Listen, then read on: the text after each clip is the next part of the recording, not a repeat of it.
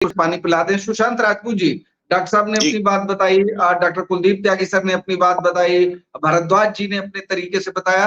मेरा आपसे जो सवाल है वो सवाल ये है कि जाति को लेकर राजनीतिक मुद्दा बनता है, धर्म को लेकर राजनीतिक मुद्दा बनता है, हमारी इच्छा पूर्ति नहीं हुई, हमारे समाज को हित नहीं हुआ, लेकिन जो समग्र समाज का सवाल है, पर्यावरण, भू, पानी, वो कभी राजनीतिक मुद्दा क्यों नहीं बनता? अभी हाल में ही चुनाव खत्म हुए, अभी 2 हफ्ते भी नहीं हुए, लेकिन कहीं भी पेड़, पर्यावरण और जीवन रक्षा राजनीतिक मुद्दा नहीं रहा। ये कब मुद्दा बनेगा? कौन लोग इसको मुद्दा बनाएंगे? डॉक्टर सुशांत राजपूत जी। देखिए, आपका प्रश्न बहुत अच्छा है और आपने बहुत ही मतलब कॉन्सेप्ट पे प्रश्न मारा मुझसे कि इतनी जब समस्या गंभीर हो गई है पर्यावरण की, हमारे सामने आ रही है, जहां टेम्परेचर 40 डिग्री पे सुर्खियां बन जाया करती थी और 48-50 पर रिकॉर्ड टूट रहे हैं, तो मुद्दा क्यों नहीं बन रहा? पहले हमें जानना पड़ेगा इसका कारण, इसकी जड़ों में जाना पड़ेगा। बहुत ही सिंपल है, मुद्दा इसलिए नहीं बन रहा है कि हमारे देश की राजनीतिक व्यवस्थाएं पिछले 10 से 12 से शुरू से हाइड करती हैं, पिछले 10 सालों से हमसे हर चीज हाइड कर रही हैं। भारत देश का, मैं आपको रिपोर्ट बताता हूँ, नासा की रिपोर्ट बताता हूँ, भारत देश से पिछले 5 से 7 सालों में आयरलैंड और श्रीलंका के जितना बड़े एरिया का फॉरेस्ट कवर गायब है। पहले मैं लोगों को समझाता हूँ फॉरेस्ट कवर होता क्या है। किसी भी कंट्री को सरवाइव करने के लिए 23% का मिनिमम फॉरेस्ट एरिया होना चाहिए।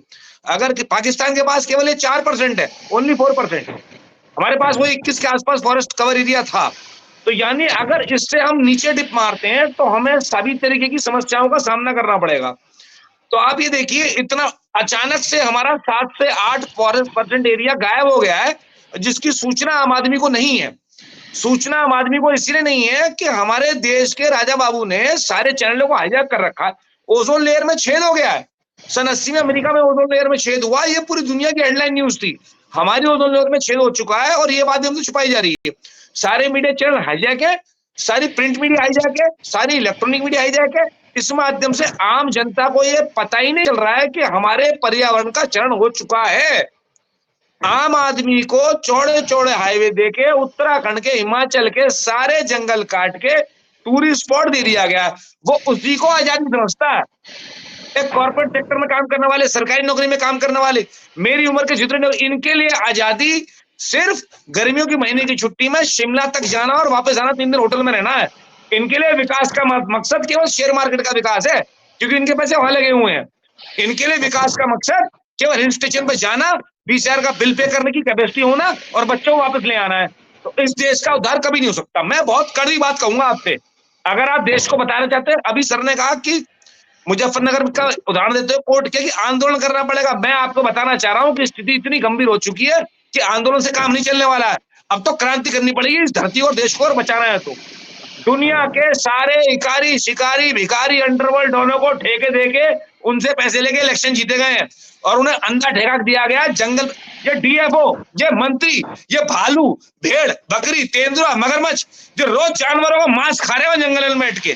जंगल सिर्फ उतना बचा है जितना आपको दिख रहा है। सिर्फ 1 किलोमीटर हाईवे से जो आपको जंगल दिख रहा है, उसके अंदर उन्होंने आरा मशीन ला के कट्टी घर लगा रखे राजा बाबू ने और मोटा भाई ने।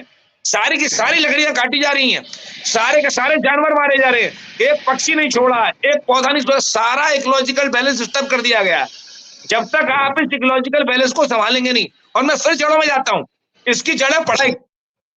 एक नर्सरी के बच्चे को आज से 40 साल पहले आप स्कूल जाते रहे, मैं स्कूल जाता रहा परवेश जी, स्लेट से पढ़ाई हुआ करती थी कक्षा 4 तक, और 5वीं में किताब आती थी, और वो किताब भी सिर्फ एक होती थी, 8वीं तक टीचर के हाथ में होती थी, और बच्चा उस किताब से पढ़ के लिखता था।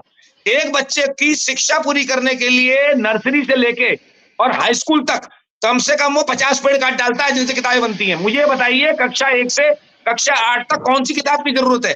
क्या स्लेट पे गणित नहीं पढ़ सकता? वो ब्लैक बोर्ड किस लिए है? बुक शेयरिंग किस लिए? एनसीईआरटी के अवेलेबल होने के बाद भी ये प्राइवेट स्कूल प्राइवेट कंपनियों की किताबें लगाते हैं ताकि इनकी कमाई हो सके। एनसीईआरटी की बुक मैंडेटरी क्यों नहीं करती गवर्नमेंट? वो किताब 4 साल चलेगी, रिसाइकिल होगी। एनसीईआरटी 10 साल में एक बार किताब निकालती है अपनी, वो किताब दूसरा विद्यार्थी यूज करेगा, तीसरा यूज करेगा। हर साल ये प्राइवेट स्कूल किताब बदलते हैं अपनी। आज आपको एक ग्रेजुएट 1000 पेड़ों में पढ़ रहा है और इस पर किसी को कोई आपत्ति नहीं है, इस पर किसी को कुछ नहीं जानना है, क्योंकि देश का हर पढ़ा लिखा नौजवान या कम पढ़ा लिखा नौजवान अपने बच्चों को स्कूल भेज कर सिर्फ ये दिखा रहा है। हमें सच को मानना पड़ेगा कि हम महात्मा बुद्ध और गांधी की संतान नहीं है। हमें सच को मानना पड़ेगा। हम पैगंबर मोहम्मद साहब की संतान नहीं है, गुरु नानक की संतान नहीं है। हमें सच मानना पड़ेगा कि हम डाकुओं की संतान है और डकैती मारने आए इस धरती में, देश में। हर आदमी अपने बच्चे को ये सिखा रहा, तू सारे पेड़ काट, डकैती करके कहीं से तू IAS बन जा, कहीं से वकील बन जा, कहीं से जज बन जा, ठेकेदार बन जा, मंत्री बन जा, पैसे लूट, जेब में रख। और मैं बताऊं, मैं अपनी बात नहीं करूं, मेरे अलावा आप सब भी यही कर रहे हैं। जब तक आप इन पेड़ों का कटना बंद नहीं करेंगे, जब तक किताबों की सप्लाई बंद नहीं करेंगे, ये सस्ती शिक्षा बंद नहीं करेंगे, ये पेड़ों का कटान नहीं रुकने वाला। राजपूत साहब 1 सेकंड